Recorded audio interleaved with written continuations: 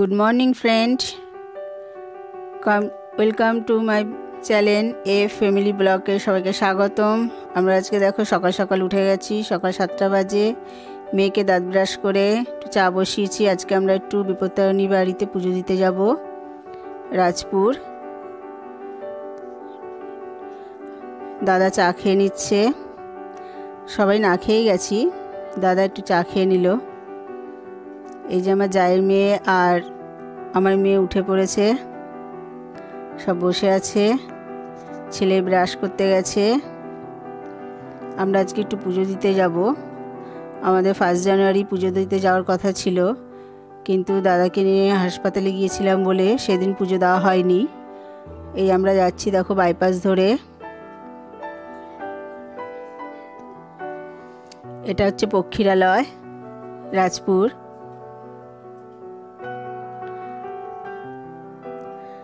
সামনে দিয়ে গেলাম, ছেলে মেয়ে যাওয়ার জন্য খুব বায়না করছিল, কিন্তু মন্দিরে যেতে দেরি হবে বলে এই রাজপুরে ঢুকলাম।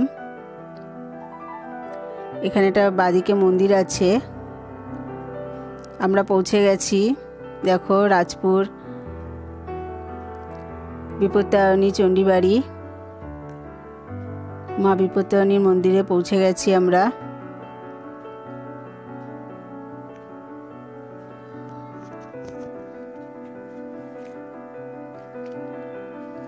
দেখতে পাচ্ছ আমরা ঢুকে গাড়িটা পার্কিং করলাম সাইডে, তারপর জুতো জমা দিয়ে হাতটা ধুয়ে এই দোকানে ঢুকলাম। এই দোকানে আমার খুব পরিচিত, আমার ছেলে মেয়ের জন্মদিনে 1 এপ্রিল এসেছিলাম ওদের দুজনকে নিয়ে, ওদের মনে আছে।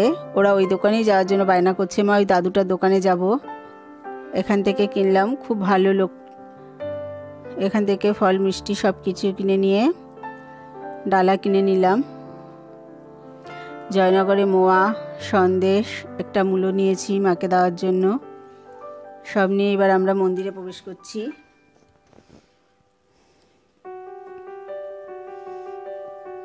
তোমাদের বলছি, দাদার পরশুদিন 5 তারিখ ভর্তি হবে, একটা অপারেশন আছে। আমরা সেই এসে পুজো দিতে গেছিলাম। 6 তারিখে অপারেশন আছে দাদার। এই আমরা মন্দিরের ভেতরে ঢুকছি, দেখো।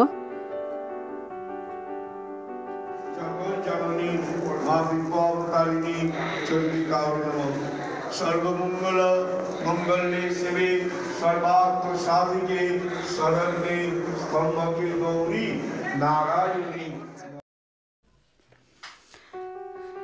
দেখো আমরা নমস্কার করছি মা চরণ ধরে। এবার তোমাদের একটু রাজপুর বিপত্তারিণী বাড়ির প্রতিষ্ঠার কথা একটু বলি সবাইকে।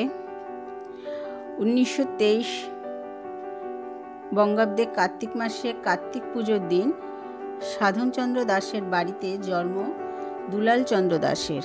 তোমরা ফটোটা জানোই, ওখানে মূর্তি আছে তার, যাকে আমরা বাবা দুলাল হিসাবে জানি। বাবা দুলাল রাজপুর বিপত্তারিণী চণ্ডীবাড়ির প্রতিষ্ঠাতা।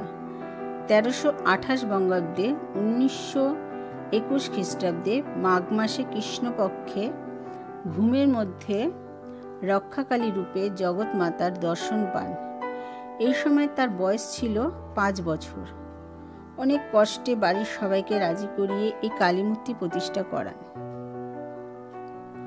এই যে বাবা দুলালের মূর্তি তোমরা দেখতে পাচ্ছ। এই সময় থেকে বাবা দুলালের লীলা খেলা শুরু হয়ে যায়। 1333 বঙ্গাব্দে মাত্র 10 বছর বয়স যখন তার, স্বপ্নে বাবা দুলাল মা বিপত্তারিণীকে দেখতে পান।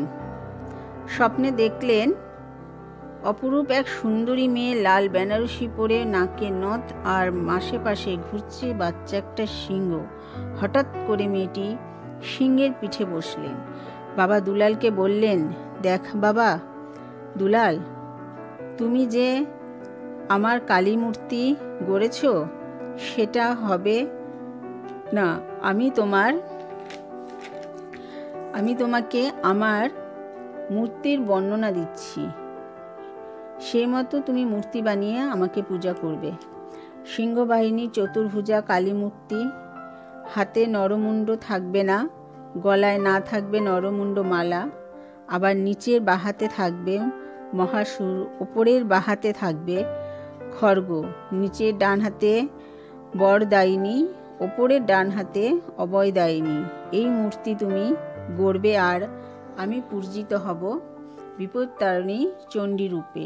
সেই সময় থেকেই এই বিপত্তারিণী চণ্ডী পূজিত হয়। তখন পরের দিন সকালে বাবা দুলাল পাঠশালায় চলে যান। যাওয়ার সময় দাদুর থেকে টাকা নিয়ে সেদিন মূর্তি নিয়ে আসেন মাথায় করে মূর্তি নিয়ে মাকে বলছে, মা আমি মার মূর্তি নিয়ে এসেছি, পুজো করব। তখন বাবা দুলালের মা বললেন, আমরা পূজিত করতে পারবো না, প্রতিষ্ঠা করতে পারবো না। তারপর বাবা দুলালের মা স্বপ্নে যখন মাকে দেখেন, তখন থেকে এই মন্দির প্রতিষ্ঠাতা করেন। এটা হচ্ছে রত্নবেদী, যেখানে ধূপ জ্বালিয়ে মাকে আরাধনা করা হয়। মার নির্দেশে 1340 বঙ্গাব্দের এই রত্নবেদী প্রতিষ্ঠা করা হয়। এখানে সবাই ধূপকাঠি মোম জ্বালিয়ে মাকে আরাধনা করেন। আমরাও ধূপকাঠি মোমবাতি জ্বালিয়ে, আমার ছেলে মেয়ে আমরা 4 জন ধূপকাঠি মোমবাতি ওখানে জ্বালালাম। মার কাছে আসলে যেন সব শান্তি। মাকে আমাদের বিপদের কথা জানালাম। 5 তারিখ ভর্তি হবে তোমাদের দাদা, 6 তারিখে অপারেশন হবে। সব বিপদ থেকে যেন আমরা রক্ষা পাই, সেই প্রার্থনাই করছি মাকে। সবাই যেন ভালো থাকে, মা সবাইকে ভালো রেখো, সুস্থভাবে যেন বাড়ি চলে আসেন। দেখো আমরা এখানে ধূপকাঠি মোমবাতি জ্বালিয়ে ওখানে লাগালাম। আমার ছেলে মেয়েও প্রার্থনা করছে, মা পাপা যেন ভালো হয়ে চলে আসে, আমরা ঠাকুরকে বলবো। ওদের খুব মন খারাপ, পাপা হসপিটালে চলে যাবে, কদিন ভর্তি থাকবে। এই যে আমাদের পুজো দেওয়া হয়ে গেছে, আমরা এখন বেরোচ্ছি।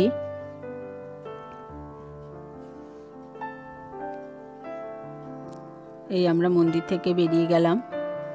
ওদের খুব খিদে পেয়েছে জানো, তাই আমরা একটা দোকানে ঢুকে একটু টিফিন করে নিলাম, একটু লুচি আর তরকারি খেয়ে আমরা বেরিয়ে পড়লাম।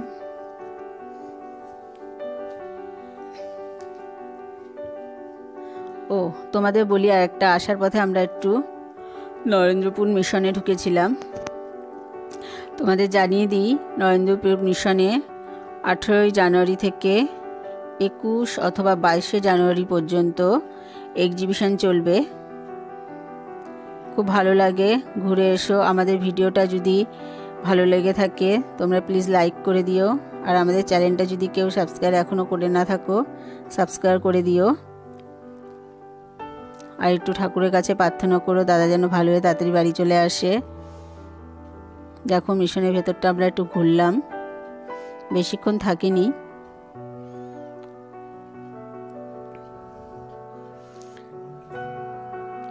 রামকৃষ্ণদেব মন্দির আছে, আমরা একটু মন্দিরে গিয়ে একটু ছবি টবি তুললাম, একটু ঘুরলাম।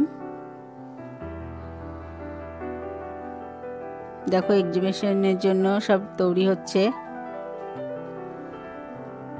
দেখতে পাচ্ছ ওখানে প্যান্ডেল তৈরি করছে।